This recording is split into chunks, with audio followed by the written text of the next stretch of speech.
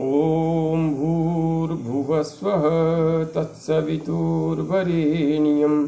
भर्गो देवस्य धीमहि धियो यो नः प्रचोदयात्।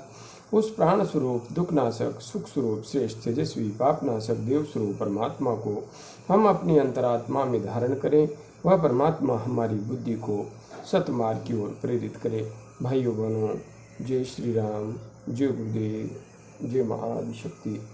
आप सभी भाइयों बहनों की साधना से संबंधित जिज्ञासाओं का समाधान करते हुए मैं आज कुछ महत्वपूर्ण जिज्ञासाओं को सम्मिलित कर रहा हूँ। बहन रेखा जी ने अपनी जिज्ञासा प्रकट करते हुए लिखा है, गुरु जी के चरणों में मेरा कोटि कोटि प्रणाम। बहन खुश रहिए, जगत जननी माँ की कृपा आप पर ऐसे ही बनी रहे। गुरु जी, मैं 2 साल से ध्यान कर रही हूँ। शायद मेरी प्राण ऊर्जा कंठ चक्र तक आती है, मगर कभी कभी हट चक्रा पर भारीपन महसूस होता है और हल्का हल्का आज्ञा चक्र पर सेंसेशन भी होता है, मगर ध्यान की गहराई नहीं आ पाती है। थोड़ी सी भी आवाज़ मुझे परेशान कर देती है। मैं आधे घंटे प्राणायाम के बाद ध्यान में बैठती हूँ। ध्यान न लगने के कारण सर में बहुत भारीपन लगता है और मैं एक आसन में 50 मिनट ही ध्यान करती हूँ। रात को 10 बजे चेयर पर बैठकर 1 से 1.5 घंटे ध्यान करती हूँ और पेट में कपाल भाती स्वतः ही होता है। बहन, आपने यहाँ पर जो अपनी आत्म स्थिति व्यक्त की है, इससे स्पष्ट लग रहा है, दिखाई दे रहा है कि आपकी कुंडलिनी ऊर्जा सक्रिय हो गई है, स्पष्ट रूप से क्रियाशील हो गई है। अब यहाँ पर जो कुछ आपने लिखा है उसका मैं विश्लेषण कर रहा हूँ। 2 साल से आप ध्यान कर रही हैं। शायद प्राण ऊर्जा कंठ चक्र तक आती है, मगर कभी कभी हर्ट चक्रा पर भारीपन महसूस होता है। देखिए, आप प्राणायाम कर रही हैं, किंतु नाड़ी शोधन अनुलोम विलोम प्राणायाम को अच्छी तरह से करती रहिए। और हाँ, जहाँ तक बात है दबाव की, भारीपन की, तो यह रूपांतरण की प्रक्रिया है।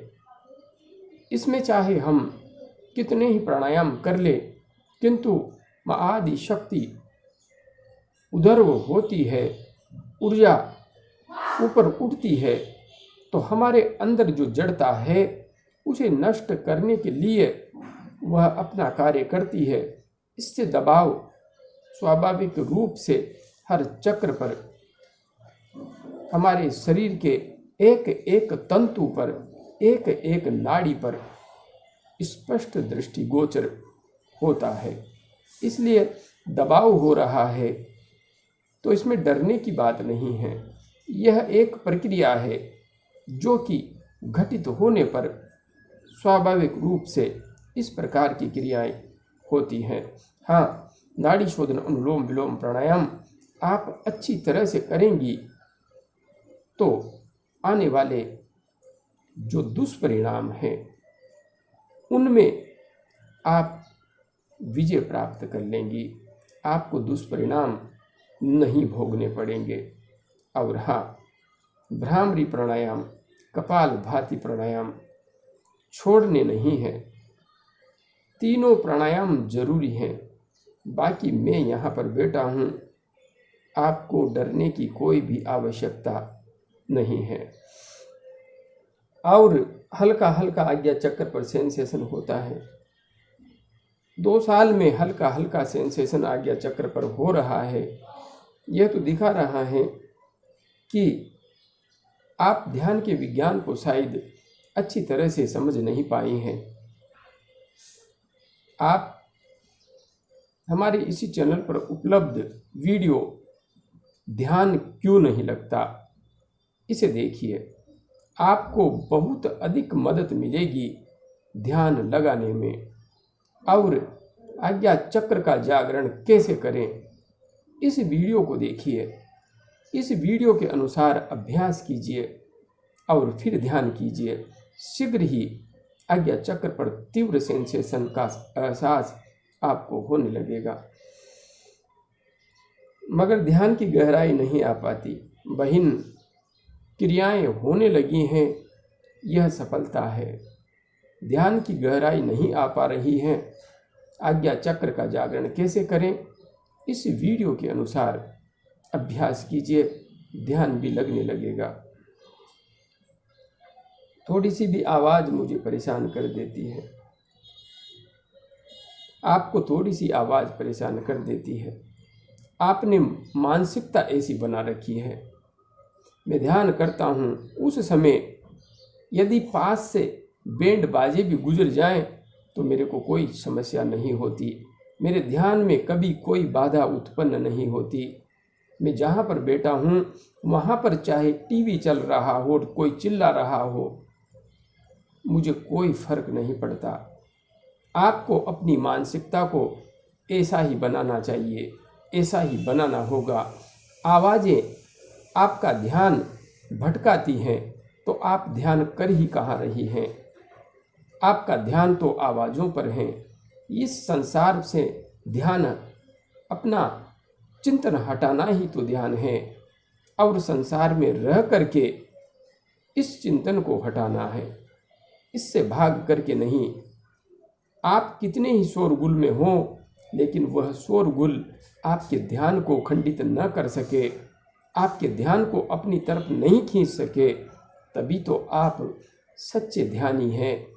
बाकी थोड़ी सी भी आवाज़ यदि आपको परेशान कर रही हैं तो आप अब तक ध्यान कर ही नहीं रही हैं।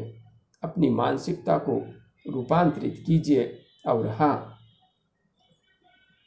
आज्ञा चक्र का जागरण कैसे करें, उस वीडियो के अनुसार नाड़ी शोधन अनुलोम विलोम प्राणायाम का 10 से 15 मिनट तक अभ्यास करने के पश्चात ध्यान कीजिए। निश्चित रूप से आपका ध्यान लगेगा। ध्यान न लगने के कारण सर में बहुत भारीपन लगता है। विधि सही नहीं है, भारीपन लगता है, विधि सही नहीं है। और मैं एक आसन में 50 मिनट ही ध्यान में बैठ पाती हूँ। 50 मिनट तक आप बैठ पाती हैं तो कम अवधि नहीं है, बहुत अच्छी अवधि है। इसे धीरे धीरे आगे बढ़ाती रहिए। रात को 10 बजे चेयर पर बैठकर 1 से 1.5 घंटे ध्यान करती हूँ।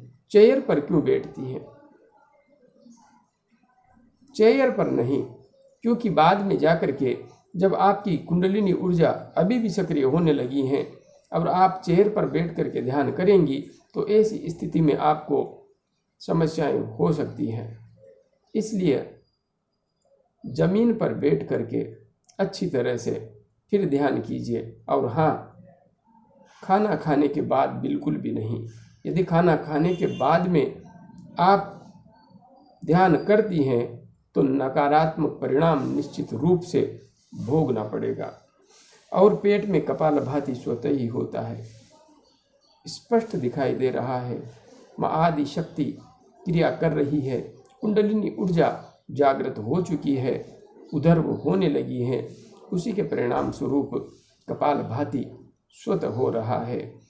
निश्चिंत होकर के आगे बढ़ती रहिए। बस अपनी साधना की विधि में थोड़ा सा बदलाव कीजिए। आगे हमारी गुरु बहन नीतू आर्या जी ने अपनी जिज्ञासा प्रकट करते हुए लिखा है, प्रणाम भाई साहब, प्रणाम बहन, प्रणाम। मेरे संपूर्ण शरीर में ऊर्जा का प्रवाह होता है, संपूर्ण शरीर प्रकाशमय हो जाता है। कई बार थोड़ा सा काम करने के बाद शरीर की नसों में दर्द होता है और यह दर्द विश्राम करने के बाद ठीक हो जाता है। भाई साहब, यह कुंडलिनी साधना का प्रभाव है या कोई बीमारी है? कृपया मार्गदर्शन करें। बहन, आप लंबे समय से मेरे से जुड़ी हुई हैं और ध्यान साधना के मार्ग पर गहराई से आगे बढ़ रही हैं। संपूर्ण शरीर में ऊर्जा का प्रवाह होता है, संपूर्ण शरीर प्रकाशमय हो जाता है, संपूर्ण शरीर प्रकाशमय हो रहा है। ऐसी स्थिति में तो एक एक नाड़ी में दिव्यता आ जाती है। लेकिन आप लिख रही हैं, कई बार थोड़ा सा काम करने के बाद शरीर की नसों में दर्द होता है।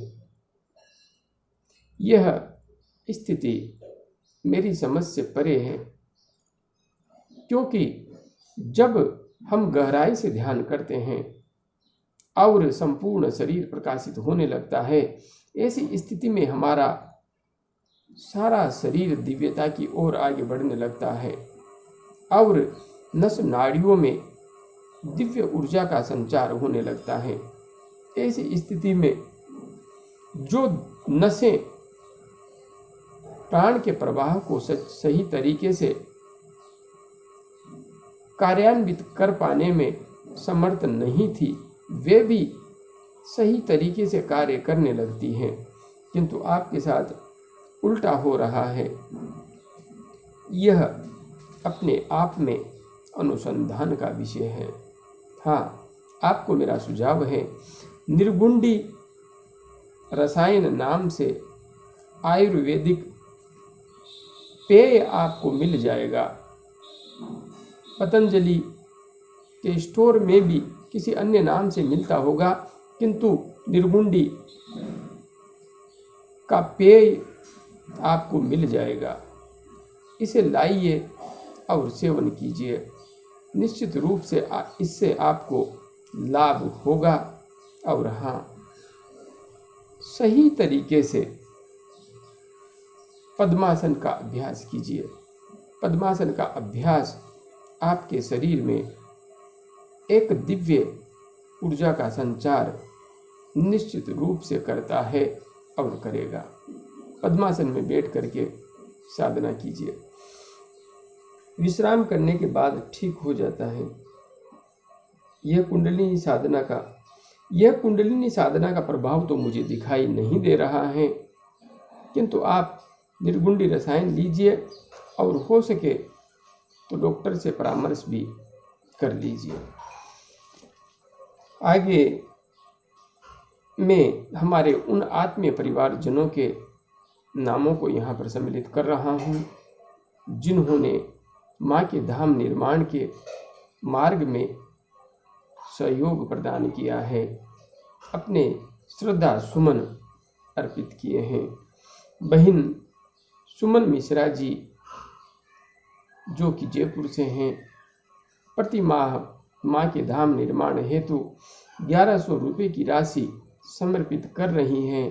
बहन ने इस माह भी 1100 रुपये की राशि माँ के चरणों में समर्पित की है। 500 रुपये का गुप्त दान प्राप्त हुआ है। और स्कॉटलैंड से हमारे आत्मीय परिवारजन भाई हरि भट्ट जी, जो कि प्रति सप्ताह 5111 रुपये की राशि माँ के धाम निर्माण हेतु माँ के चरणों में समर्पित कर रहे हैं। इस सप्ताह भी 5111 रुपये की राशि माँ के चरणों में समर्पित की है। आप सभी आत्मीय परिवारजनों का बहुत बहुत धन्यवाद, बहुत बहुत आभार। मैं जगत जननी माँ से प्रार्थना करता हूँ कि आप सब पर अपनी कृपा हमेशा बनाए रखें। आप सबको हमेशा सत्य, धर्म, न्याय, परोपकार एवं आत्मज्ञान के पथ पर आगे बढ़ने की प्रेरणा देती रहें। जय गुरुदेव।